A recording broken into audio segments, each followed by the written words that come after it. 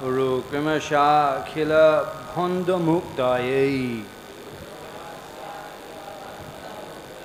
samādhinānusmara tad-viceṣṭitam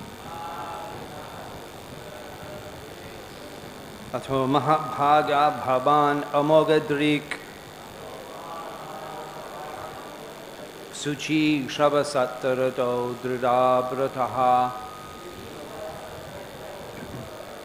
urukramasyākhila-bandha-muktaye samādhinānusmara tad-viceṣṭitam. Please chant.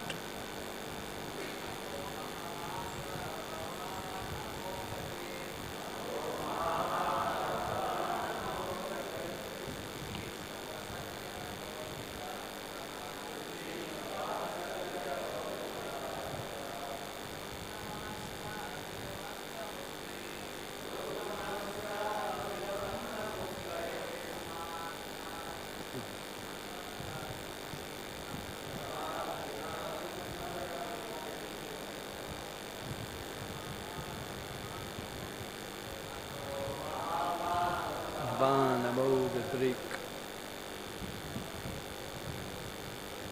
śuci-śravāḥ satya-rato dhṛta-vrataḥ.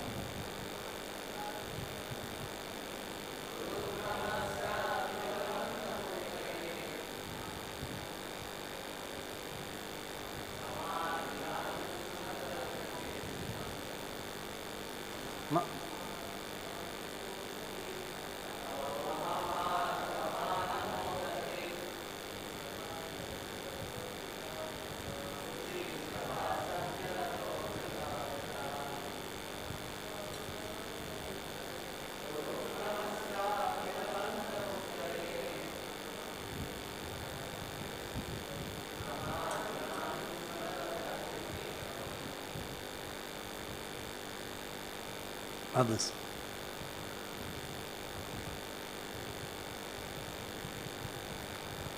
Atho.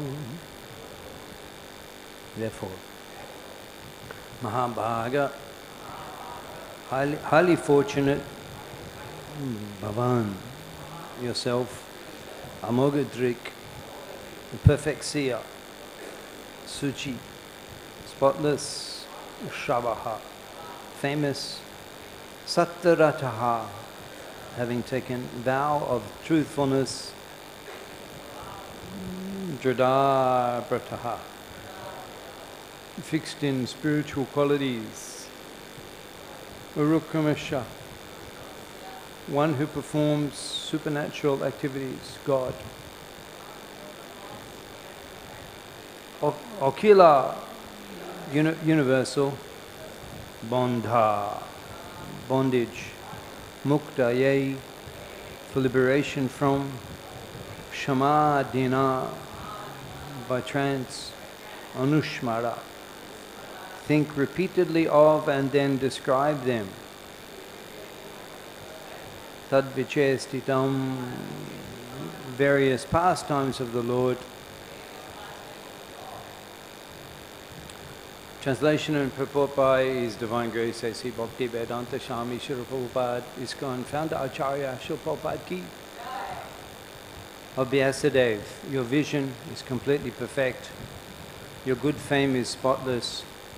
You are firm in vow and situated in truthfulness. And thus you can think of the pastimes of the Lord in trance for the liberation of the people in general from all material bondage. Srila Prabhupāda ki. We'll come to the purport shortly. We have time. Come to the purport. Today's topic, Srila Prabhupāda's books are a compass for seekers of the absolute truth. Special topic. Recently, just a couple of weeks ago, I was so fortunate to visit a place which I'd never been to before. It was such an important place. It was Prabhupāda's office in Delhi. Chippiwada. Who's been to Chippiwada? Huh? Who's been? Just a handful. You've never been. Such a special place. Such a special place. Right in the middle of Delhi. So Prabhupada, he took sannyas in 59. And then he was residing in Radha Damodar temple. Prabhupada says the center of the universe. There's a letter on the table of Prabhupada's room, Radha Damodar temple. Of course, in Radha Damodar temple is very special. Because Prabhupada there, I mean, we could speak for days. Every day this week we could talk on Prabhupada in Radha Damodar. Talking about Prabhupada's books and how they're a compass for seekers of the absolute truth. And Prabhupada writes in Radha Damodar that acharyas communicate with one here at this place. They may communicate with you, they don't communicate with me, but certainly they were communicating with Prabhupada. Sometimes we consider on the Prabhupada's holidays of Prabhupada's appearance and disappearance. Tirtha kurvanti tirthani swāntastena gadā-bhritaḥ. In the Bhagavat, first canto. Tirtha kurvanti tirthani. They purify even the holy places. Tirtha kurvanti tirthani. Already it's tirtha. Tirtha kurvanti. They make it more holy. Just like Radha Damodar temple. Already such a tirtha sthan. All of the great acharyas are present there. Kaviraj Goswami, Samadhi. Jiva Goswami, Samadhi.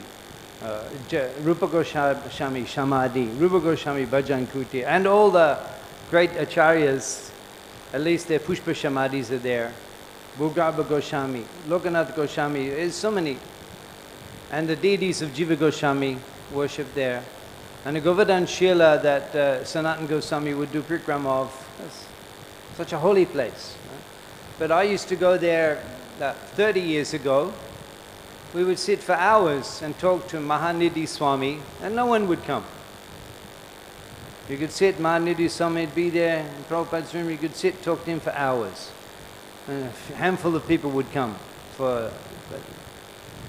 And now you go, Radha Damodar temple, is a constant crowd, a constant parikrama. The dust is constantly being raised from parikrama. Thousands. And Prabhupada is right there on the parikrama path when you come there, Prabhupada looking. It wasn't like that before. Those of you who are older, you know Vrindavan 30 years ago and before. So all of these people, what has happened? It's ISKCON. I mean, in Delhi alone, we have so many huge temples. In Delhi alone, huge temples. I just was in Rohini. Only a new temple. It's only a few months. One of Gopal Krishna Goswami, Nitya Lila Pravishna Gopal Krishna Goswami Maharaj's final contributions. It's such a huge project. Where Radhanath Swami Maharaj came. We were there, he greeted him. He looked, he said, certainly the most beautiful temple in ISKCON. And thousands of people come every day for Sunday, for noon arati, thousands. And it's just a new temple, a few months. What Krishna consciousness in Delhi, so many huge temples, so many tens of thousands of devotees, in such a difficult place to preach. So Vrindavan is so many devotees going to Vrindavan. Tirtha kurvanti tirthani. Prabhupada's going to Radha Damodar temple and residing there made the place more holy. Made Radha Damodar temple more holy and more glorious. And more of a distributary of Krishna prema. Because so many people are going there now. And because of ISKCON, because of Prabhupada. And Tirtha kurvanti tirthani. And what was Prabhupada doing there? It's so special because there, actually Prabhupada there was no even ISKCON. Prabhupada is just there alone. Babu was a simple sadhu, cooking for himself, no assistants, certainly no organization, no disciples. And we can remember these first canto purports. Everything Prabhupada's writing in the first canto is under this situation, under these circumstances. No followers, no disciples, just struggling on his own, an old man. But what vision? What vision, Prabhupada? He's completely confident that his books are going to become the philosophy of the modern world, the spiritual philosophy of the modern world, which they are becoming. And Prabhupada is so convinced of that. It's just a matter of time. Such determination is impossible, is incomparable in any ordinary Vaishnava or sadhaka. Such a vision that he's on their own, no reciprocation. So Radha Damodar and Prabhupada, the Goswamis are talking to Prabhupada. Prabhupada is so much directly connected to Rupa Goswami. So the topic is a compass for seekers of the absolute truth. Prabhupada, he's writing for humanity. He's writing for all of humanity to give the vision. Kalo nasta drisham esha puranak adonoditaha.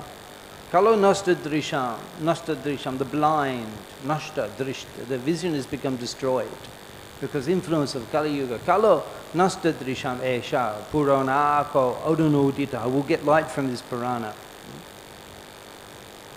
So Prabhupada was staying in Radha Damodar temple, and he was going to Delhi for printing his books. Printing, beginning to print. And he had to struggle, that place, where the printers are, the old printers in Delhi. It's old Delhi, little lanes. Actually, it reminded me so much of old Dhaka. I lived in old Dhaka for 2 years. We had our temple there. Purano Dhaka, old Dhaka, little lanes, little lanes and open. Old buildings, our temple, we had our temple. This is the same. From that time, from the Mughals actually, Delhi, it was right, Prabhupada's room, right in front of the Red Fort. And one big masjid, Aurangzeb. It is old Delhi, from 200, 300 years old Delhi. And the temple, Prabhupada, was a family temple. Krishna Sharma worshipping Radha Krishna, Radha Ballabha, the most beautiful and most gorgeous deities. Sri Radha Ballabha. And Prabhupada, he was staying different places here and there, finding some place to stay. And then one Krishna Sharma said, you can have this room above the temple. There's a family.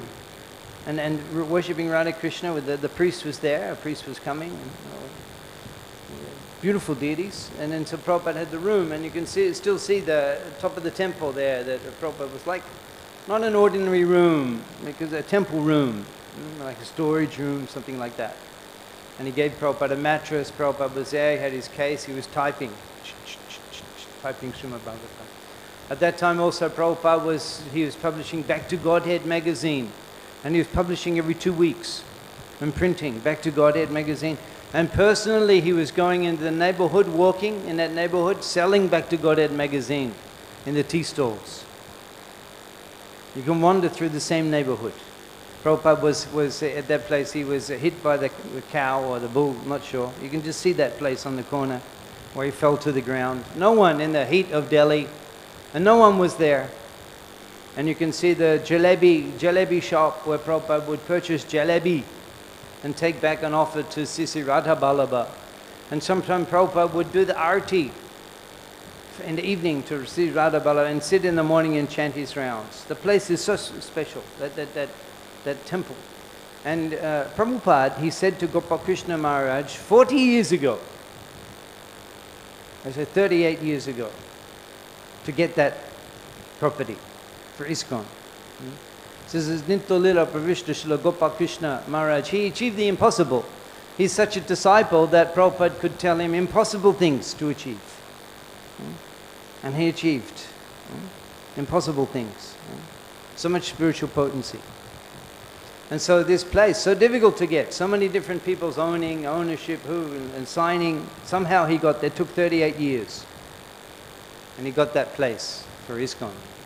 And Prabhupada is worshipped there. And Prabhupada was writing the Srimad Bhagavatam there. He was writing Back to Godhead, going on the street and publishing and distributing and then writing. And then Prabhupada, he decided to write his first book at that place. Now, we have here in his assembly many learned scholars and devout followers of Prabhupada and students of his literature.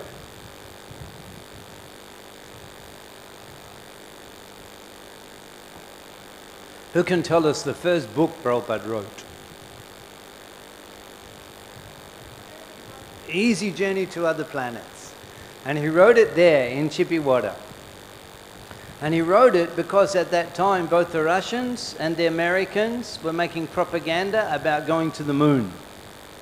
It was all propaganda. The Cold War, the capitalists, the communists, Russians will get to the moon first, the Americans, Kennedy, you know, it was the whole. He won the election because they went to the moon. Whether they, of course, they didn't even go. That's another topic. So Prabhupada wrote a book addressing the current issue of the day. And he wrote an easy journey to other planets. I mean, Prabhupada, what a revolutionary. What a state, he's called the cutting edge preacher. Cutting edge preacher. He wrote the book of the topic of the day, Easy Journey to Other Planets. And he wrote that book there, first book Prabhupada wrote. And I was feeling at that place at Chippewater, I was feeling so overwhelmed because that's on the street in Melbourne, Australia, 40 years ago, 45 years ago, 40 years, more than 40 years ago, I got that book, Teaching Easy Journey to Other Planets. I got that book. And I was thinking that, well, Prabhupada was writing it for this very reason, to reclaim the people of the West. He wrote that book to reclaim the fallen souls and the pastada desha tarine, nivishesha shunnavadi. And to reclaim such people, he wrote that book. And I was there and I was praying, Prabhupada, you know, thank you for writing that book at this place. And now I've come here to see, you know, where you wrote that book. It was an emotional moment. Prabhupada just imagining Prabhupada 50 years ago at that, you know, taking the effort to write that book. And who was listening? The Prabhupada immediately had no success, no followers. But his determination that he'll deliver the world, he had such a vision. And he was thinking like that at that place. So being in that place and experiencing the atmosphere, one feels purified, one feels surcharged with bhakti shakti. Krishna Shakti bine nahi tare prabhartana. The vision to actually, what one man can do. How Prabhupada, what he can do, what he did through his books. The topic today. The books are a compass for seekers of the absolute truth. My personal experience. Prabhupada wrote the book to deliver us. I got the book, I was delivered. What more can be said about a compass for seekers of the absolute truth? These books will deliver you. They change your whole life. Now, even that book, I didn't understand anything. I didn't even understand the book. But still we sit here before you today. I didn't understand it. The only line I could understand, I only understood two words, material world, anti-material world. That's all I remember from the whole book. But still, that's enough. Jasmin pratishlokam, abhādavadyapi. Each and every syllable. Jasmin pratishlokam, abhādavadyapi namani antasha. Was that tad-viceṣṭitam, janataga biplava. Visarga can a revolution and janataga in the sinful people, viplava, revolution. One word, jasmin pratishlokam. One word can create a revolution.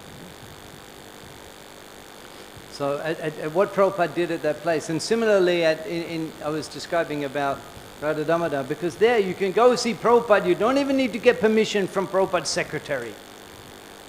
He has no secretary. At Radha Damodar temple, you can just go straight in there. You don't need to make appointment, you don't need to go through secretary, there's no GBC. In Radha Damodar temple, it's not ISKCON. There's Prabhupada there. Anyone can go see him anytime. The Dhambasi. The Prabhupada, the Dhambasi. Completely absorbed in the order of his guru. To spread Gaudavani in English language. It's completely fixation. His everything, his sleeping, his eating, his getting up, every breath is simply fixed on that meditation. In English language.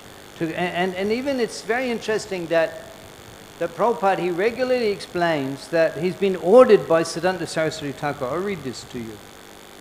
says this is one example. It's beginning of 4th canto. Listen carefully. He says that, first of all, let us offer our respectful obeisances unto our spiritual master, Om Vishnupad, Sri Srimad Bhakti Siddhanta Saraswati Goswami Prabhupada, by whose order I am engaged in this Herculean task of writing commentary on Srimad Bhagavatam as the Bhaktivedanta purports. Now, my question to you is, in the meetings with Siddhanta Saraswati Thakur and Srila Prabhupada, when was Srimad Bhagavatam ever mentioned?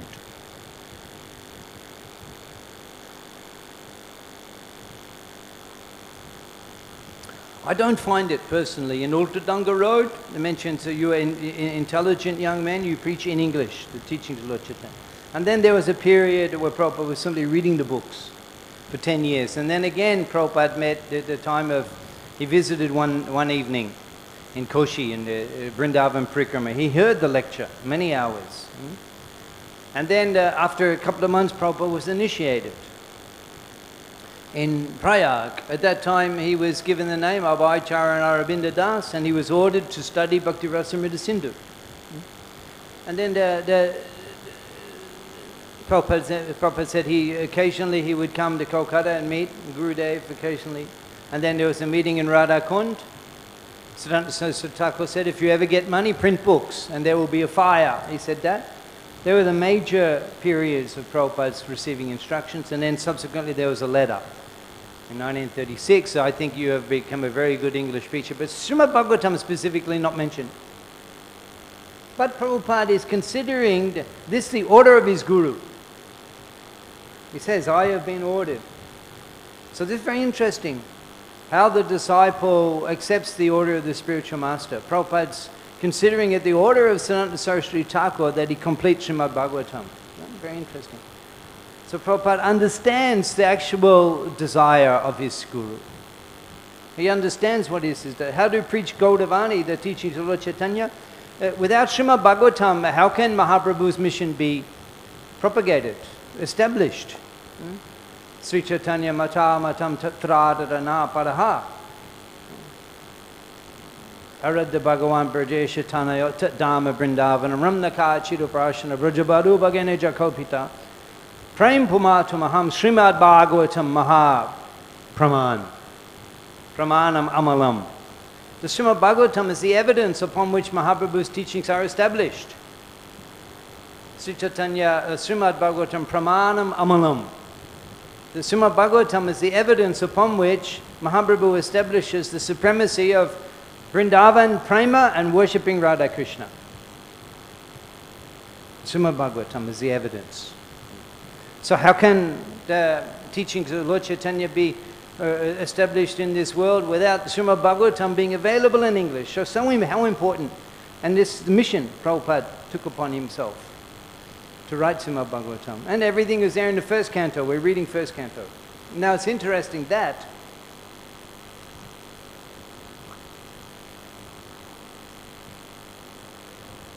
after completing 1st canto,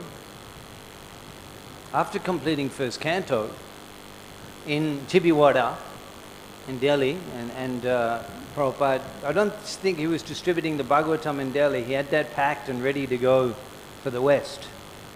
He was distributing back to Godheads and teachings to Easy Journey to Other Planets. I'm not sure the Prabhupada was distributing those new Bhagavatams in Delhi. I think they were all packed and sent to Cochin and then put on the Jaladuta for the West. And then in the West, Prabhupada was personally selling. Prabhupada, who's this man? Nobody cares, but he has his publications that added so much prestige to Prabhupada's presence. He's written books. He's a public. Not nowadays anyone can become with desktop publishing. Anyone can write books. But in those days it wasn't like that. A published author was a respectable qualification. It was hard to get a book published in those days. Not like now. You make an e-book. Everybody writes books. In those days.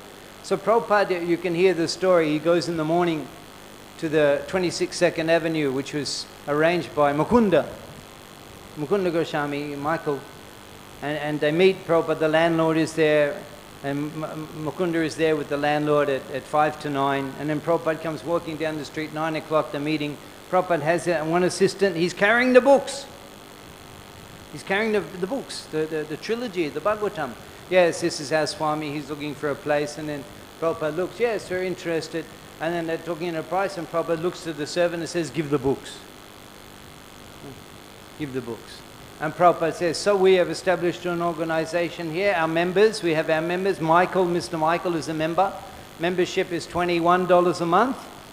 So I make you an honorary member, Prabhupada says, and we can, we'll skip the monthly payment for the first month. And the man was, oh, you wrote the books yourself? Oh, the books, it adds so much prestige, adds so much authority to Prabhupada's mission. He had the books, so one canto was enough. One canto of the Srimad Bhagavatam was enough for Prabhupada to add so much authenticity to otherwise there were other swamis, but who had a book, who had published which was more fascinating and more informative than any other religious book anyone in the West had ever seen. Prabhupada came with Srimad Bhagavatam, how that had an effect on his preaching, and Prabhupada put such effort into getting that Srimad Bhagavatam, so that he could arrive in America with the Srimad Bhagavatam, at least the first canto, and that was enough. The momentum had picked up. Brahmananda Prabhu tells the story that he was working as an English teacher, and he gave all his monthly salary. He gave it like a lot of money he was the first president. He became the first president in ISKCON, first temple president, Brahmananda. So he gave the monthly salary, and Prabhupada gracefully accepted. And then, Prabhupada had the books with him each night. He would sell the books after class. And so Brahmananda's there, and the books are on the table, and Brahmananda, he gives $500 donation. And Brahmananda, then he says, Swamiji, can I have a set of the books? And Prabhupada said, certainly. And Prabhupada gives him the books and says, at $21.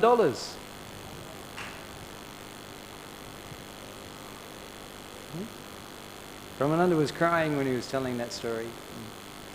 So Prabhupada was personally selling the books. Now it's interesting that after publishing first canto, Prabhupada did not begin second canto immediately. There are other books that he considered more important. Like, for example, who can say? There's 3 books they wrote after the first canto, before the second canto. Teachings of Lord Chaitanya is the first one, and that's what we'll discuss. And then the other 2 were Nectar of Devotion and Krishna Book. And then Prabhupada wrote second canto after. But the first one was Teachings of Lord Chaitanya. And that's very interesting, that book it's a summary of Chaitanya Charitamrita, but actually Prabhupada, he doesn't begin the Teachings of Lord Chaitanya, he doesn't begin that in the beginning of Chaitanya Charitamrita. As Adi Lila. Adi Lila is not mentioned, actually. Prabhupada, the Teachings of Lord Chaitanya, it doesn't actually begin even in the beginning of the Madhya Lila. It begins in the middle of the Madhya Lila, chapter 19. And incidentally enough, it doesn't even begin in the beginning of the chapter. It begins in the middle of the chapter, at text 155. So it's very interesting to consider why Srila Prabhupada began the Teachings of Lord Chaitanya with this particular incident. Why? I mean, Prabhupada could have, okay, if he's not going to start in the beginning of the book, then he could have started anywhere. So why did he select this particular incident? Learned scholars of Srila Prabhupada's books, would you like to hear what incident it is that Prabhupada begins the Teachings of Lord Chaitanya with? Would you like to hear what incident that is? Yes, it's very interesting. Then allow me to share it with you.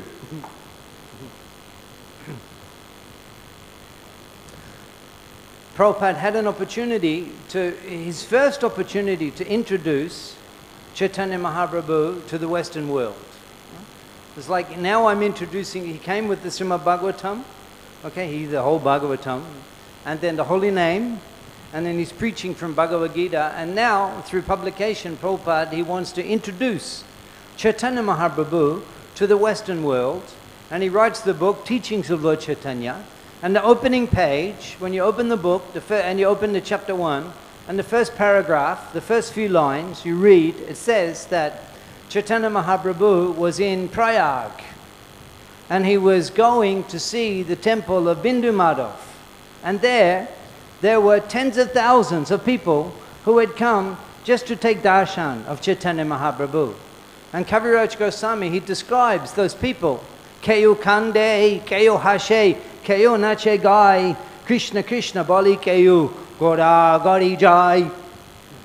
Keyo Kande, some people were crying. Keyo Hashe, some people were laughing. Keyo Nache Gai, some were dancing and chanting. Krishna Krishna Bali, they were all chanting the holy name, Keyo Gora Gari Jai, and some were rolling on the ground. The scene that Prabhupada wanted to introduce Chaitanya Mahaprabhu to the people of the Western world, that was this scene, that this movement, this avatar, this Param Karuna avatar, just by seeing him, you will roll on the ground in ecstasy. This is Chaitanya Mahaprabhu's movement. That even without any qualification, seeing him perform kirtan, joining his Sankirtan movement, you will roll on the ground in ecstasy, love of God. That is the incarnation, Chaitanya Avatar. Sri Chaitanya Doya, Koraho Bichar, Bichar Kori Chitte Pabe Chamadkar. Sri Chaitanya Doya, the mercy of Chaitanya Mahaprabhu. Sri Koraho Bichar, just try to understand, just try to examine Sri Chaitanya Doya, the mercy of Chaitanya. Bichar Kori, having examined, having understood, Bichar Kori Chitte Pabe Chamadkar. In the heart you will be astonished. So this is the essential feature of Chaitanya Mahaprabhu. No qualification. Patra apatra bicha nahe, nahi sthana sthana, jai chahapai tare kore prem dhan. Patra apatra bicha nahe. Whoever came to that assembly, there's no qualification, just by seeing him. Patra apatra bicha nahe, no consideration of the qualification or disqualification. Jai jahapai tare kore prem dhan. Just you come into contact with this movement. Mahaprabhu, he wants to deliver you. I sit here as we're being requested to preach on Srimad Bhagavatam. What an honor in Navadip Dham to their Sangha. But I had no desire to become a devotee. I had no plan to become a devotee of Krishna. I had other plans. We were fixed on the life of sense gratification and wanton hedonism. But Chaitanya Mahaprabhu, he wants to deliver us. And Tomar loite yami hoinu avatar. To reclaim you, I've come. Tomar loite yami hoinu avatar. I've come here to reclaim you. Enecha oshad maya nashi bado lage harinama mahamantra lao tumi mage. You take this medicine. Enecha oshad. I've given I've brought the medicine. Maya nashi bado lage. We should destroy the illusion. Harinama mahamantra lao tumi mage. I'm begging. Mahaprabhu's movement. He's begging us to become devotee. How can you refuse Mahaprabhu? He's personally begging and his followers are begging. How can you let such an opportunity slip by? What a movement. What an exciting movement. That's just by the rolling on the ground in love of Godhead. And anyone can achieve. Because he wants. Potit pabon hetu. Potit pabon. For the lowest. Potit pabon hetu. Tava avatar. So that everyone eligible. Oh, who can resist? Who can resist? He's such mercy.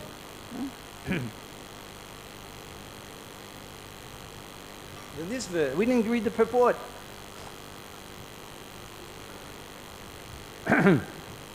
People in general have a taste for literatures by instinct. They want to hear and read from the authorities something about the unknown, but their taste is exploited by unfortunate literatures which are full of subject matter for satisfaction of material senses. Such literatures contain different kinds of mundane poems and philosophical speculations, more or less under the influence of Maya, ending in sense gratification. These literatures, although worthless in the true sense of the term, are variously decorated to attract the attention of the less intelligent men. Thus, the attracted living entities are more and more entangled in material bondage without hope of liberation for thousands and thousands of generations. Sri Narad Rishi, being the best amongst the Vaishnavas, is compassionate towards such unfortunate victims of worthless literature, and he advises Srila Vyāsadeva to compose transcendental literature which is not only attractive but can also actually bring liberation from all kinds of bondage. Srila Vyāsadeva or his representative are qualified because they are rightly trained to see things in truth perspective. Srila Vyāsadeva and his representative are pure in thought due to their spiritual enlightenment, fixed in their vows due to their devotional service, and determined to deliver the fallen souls by riding in material activities. Who are riding in material activities.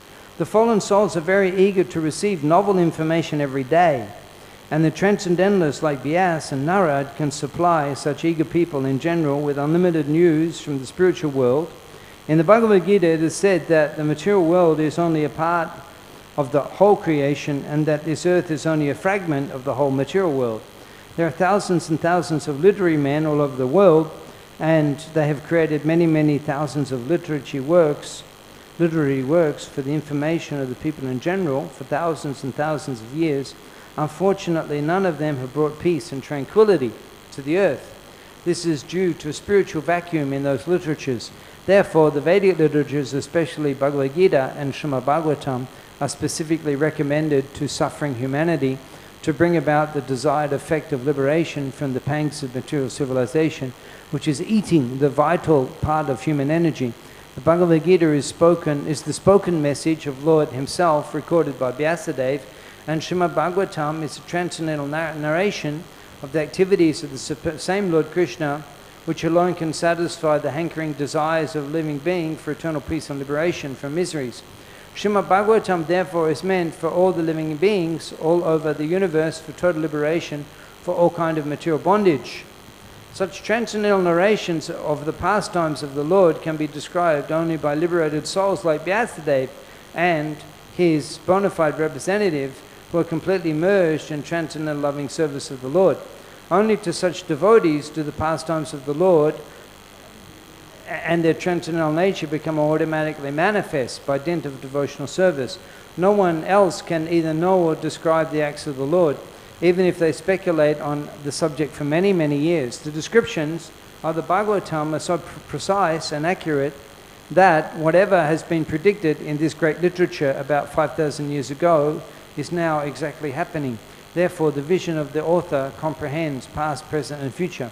Such liberated persons as Vyāsadeva are perfect not only by the power of vision and wisdom, but also in oral reception, in thinking, feeling, and all other sense activities. A liberated person possesses perfect senses. With perfect senses only can one serve the Supreme Proprietor, Rishikesh, Sri Krishna, the personality of Godhead. Srimad Bhagavatam, therefore, is a perfect description of the all-perfect personality of Godhead by the all-perfect personality, Vyāsadeva, the compiler of the Vedas. Now, this verse, here, Narad Muni, he orders Vyas to compile Srimad Bhagavatam. He says he's very qualified.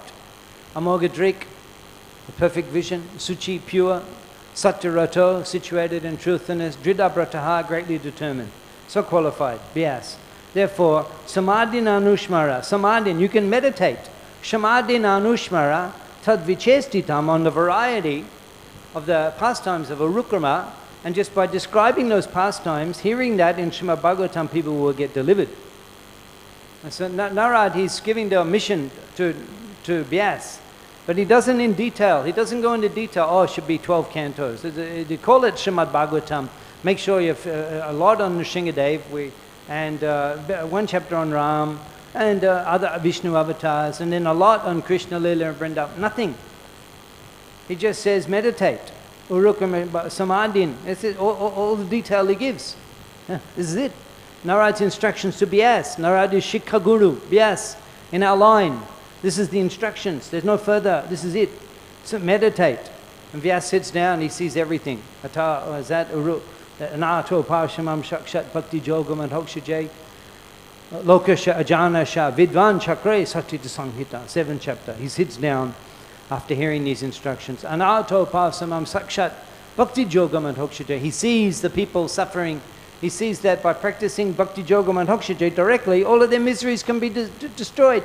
All their miseries can be removed. Lokasha ajanasha. But the people do not know this. Lokasha ajanasha.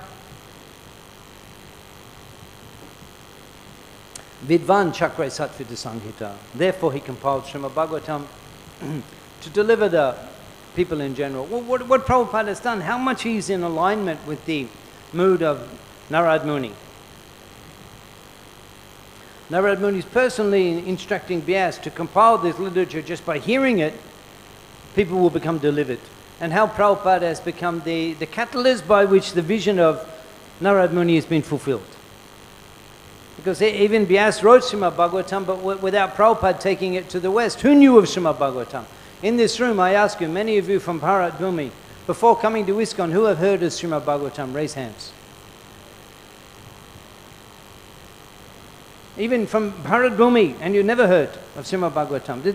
What Prabhupada has done, how he has made the mission, how he has fulfilled the mission of Narad Muni, and made Śrīla Vyāsadeva glorious, made Śrīla Vyāsadeva famous. And Prabhupada's purports, therefore, are as important to us as the verses of Srimad Bhagavatam himself. Krishna said, Toma Krishna dite paro. Krishna, through the purports, Prabhupada is actually enlightening the whole of humanity. Prabhupada's purports have become such an integral component of Srimad Bhagavatam. Because he is as qualified as Vyāsa. Just these things that we can attribute to Prabhupada. He's amogha-dṛk, perfect vision, suci, pure, satya-rato, situated in truthfulness, dhṛta-vrataḥ, greatly determined. How is it, could we imagine anyone more qualified than Srila Prabhupada to present Srimad Bhagavatam to humanity?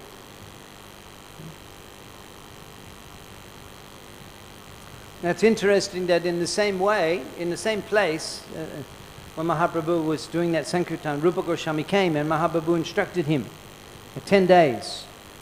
The principal student, Mahaprabhu himself not writing books. How is it that he's not writing books? Prema Beshe, Nache Prabhu, Hari Doni Kori, Udva Bahu, Kore, Bole, Bolo Hari Hari. Mahaprabhu, how can he write books? Prema Beshe, Nache Prabhu. He's in love, constantly overwhelmed in love of God. Hearing these tens of thousands of people chanting and singing and roll on the ground, Mahaprabhu overwhelmed. Prema Beshe Nache Prabhu. Hari Doni Kori, raising his arms. Bahu, Udva Bahu Kori, raising his arms. Bole, Bolo Hari Hari. Bolo Hari Hari. That's all you can, that's all Mahaprabhu is, that's all these, Bolo Hari Hari. So how he can write books? How he can write books? Prema Beshe Nache Prabhu. Hari Doni Kori. He's dancing, he's chanting the holy name. Udva Bahu Kori, Bole, Bolo Hari Hari. And he's calling out, Bolo Hari Hari. So he empowered the Goswamis. He empowered the Goswamis to write books. And Prabhupada sat there in front of Rupa Goswami whilst he was compiling Srimad Bhagavatam. Krishna tattva, bhakti tattva, rasa tattva, pranto, shab, shikalo, prabhu, bhagavat, siddhanto. In 10 days, Mahaprabhu taught the whole Bhagavatam to Rupa Goswami. Krishna tattva, that's the sambandha gyan. Bhakti tattva, abhidaya gyan, process. And rasa tattva, the science of loving God. Prayojan, pranto, the end, anto, what you can know about these things. Pranto, shab, shikailo, prabhu. Mahaprabhu taught everything to Rupa Goswami. Bhagavat siddhanto. In 10 days. Now it's very interesting, at the end of the instructions to Rupa Goswami, Mahaprabhu made this statement. He said, Prabhu kohe, shuno, rup, bhakti roshe lokon. The characteristics of the science of devotion are so expansive. Sutta rupe kohi, bistanar jar barnon. I just spoke to you a simplified form. Sutta rupe kohi, bistanar jar barnon. It's not possible to explain everything in detail. And then he says that bhakti rosher, korilon, digdarshan, I've given you an overview, digdarshan, overview of Bhakti Rosh here, the science of Bhakti Rosh. Iha bistar mone koraho bhavān. You should consider this and expand on it. Koraho bhavān. I've spoken to you in a very simple form. You should expand on it. This is very empowerment. Mahaprabhu was empowered, Rupa Goswami, to write the detailed books, so that his teachings, and Rupa Goswami, Bhakti Rasamrita Sindhu, Sri Upadeshamrita, and Prabhupada has given us those books. So beyond Prabhupada's books, what better compass can we find as seekers of the absolute truth? Beyond Prabhupada's books, Srimad Bhagavatam, Bhakti Rasamrita Sindhu, Upadeshamrita, what better guidance can we find than Prabhupada's books for seekers of the absolute truth?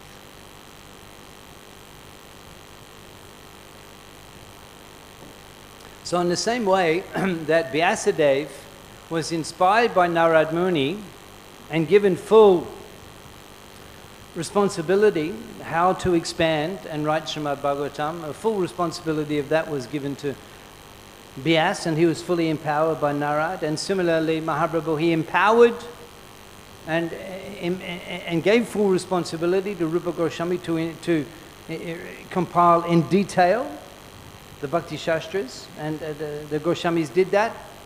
Kobe Bhakti Ras Shastra Koraya Likon Chaitanya Kota Shuni Kobe Chaitanya Chinton in Vrindavan. They went to Vrindavan, Kobe Bhakti Ras Shastra Koraya Likon, and were engaged in writing the Bhakti Ras Shastra, Chaitanya Kota Shune, and they would discuss Lord Chaitanya's characteristics and teachings, Kobe Chaitanya Chinton, and sometimes they would simply think about Lord Chaitanya in Vrindavan. And in this way, they compiled the detailed science, the detailed compass, the compass, the seekers of the absolute truth in the books of God. And in the same way, Srila Prabhupada, taking the essence of the order of Siddhanta Saraswati Thakur, which was to preach Chaitanya Mahaprabhu's mission in English, Prabhupada in great detail gave us Srimad Bhagavatam. Any questions on today's discussion?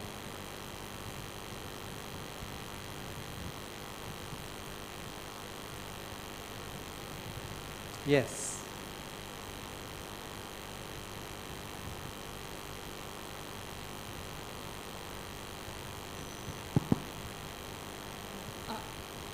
Hare Krishna, I would like if you could say this particular place where Srila Prabhupada wrote his last purport in the 10th canto, and this Lila, Prama Vimohana Lila, how is it significant that he wrote purports up to this last one? Prabhupada was writing in his rooms in Vrindavan. So the last few purports, Prabhupada was lying down and he was dictating.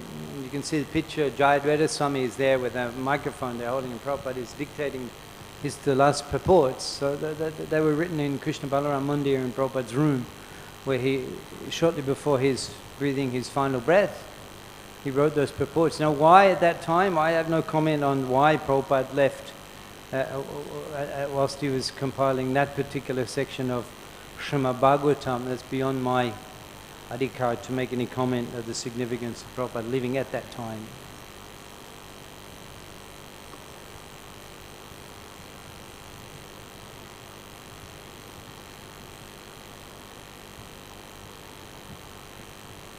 Contrad Srimad Bhagavatam ki jai, Srila Prabhupada ki jai.